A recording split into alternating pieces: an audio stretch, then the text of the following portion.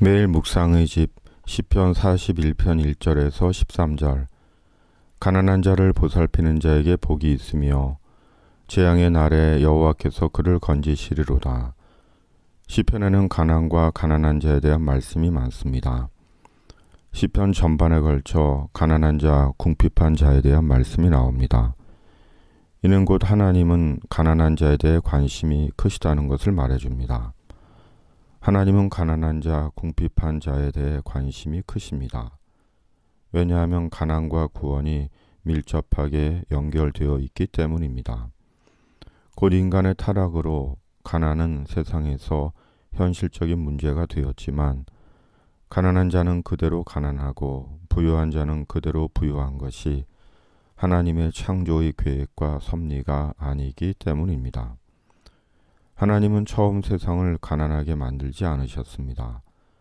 하나님이 보시기에 좋았더라. 보시기에 심히 좋았더라.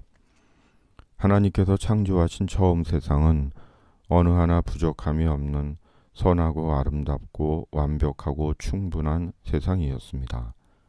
그러나 창조된 인간이 절제와 순종의 미 대신 착각과 불순종의 우를 택한 결과 세상은 단절과 경쟁과 살인, 차별과 탐욕의 역사가 되었습니다.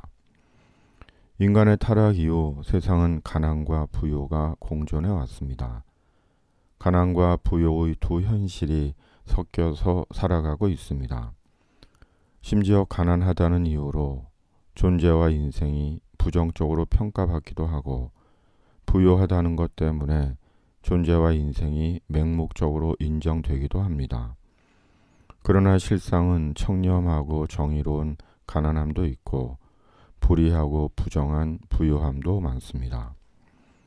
코로나19로 많은 사람들이 경제적인 어려움을 겪고 있습니다. 어쩌면 앞으로 부익부 빈익빈이 더 심화될지도 모릅니다. 그러기에 지금은 상생을 위해 많은 나눔이 필요한 때입니다. 실은 시대마다 언제나 상생을 위한 나눔이 필요했습니다.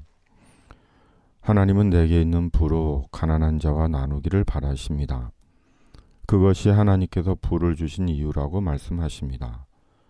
왜냐하면 재물로 천국에 가는 것이 아니라 주님이 주신 재물을 어떻게 사용했느냐로 천국의 평가와 영광이 달라지기 때문입니다. 그러므로 그리스도인들이 먼저 세상의 가난한 자들을 위해 천국 복음을 위해 기꺼이 손을 내밀어야 합니다. 하나님 나라 복음을 위한 참여가 있어야 합니다. 하나님은 재물의 선한 사용을 결코 잊지 않으십니다. 여호와께서 그를 지키사 살게 하시리니 그가 이 세상에서 복을 받을 것이라. 주여, 그를 그 원수들의 뜻에 맡기지 마소서. 여호와께서 그를 병상에서 붙드시고 그가 누워 있을 때마다 그의 병을 고쳐주시나이다. 주님께서 속히 코로나19를 종식시켜 주시기를 기도합니다. 병상에 있는 모든 이들을 회복시켜 주시기를 기도합니다. 주님의 은혜가 필요한 자들에게 하나님의 은혜를 베풀어 주시기를 기도합니다. 우리가 영원 속으로 들어가는 날에 주님 앞에 온전히 세워 주시기를 기도합니다. 이 모든 것이 성령으로 이루어지기를 기도합니다. 주께서 나를 온전한 중에 붙드시고 영원히 주 앞에 세우시나이다. 주님, 코로나19라는 역사의 유례없는 시기를 살고 있습니다.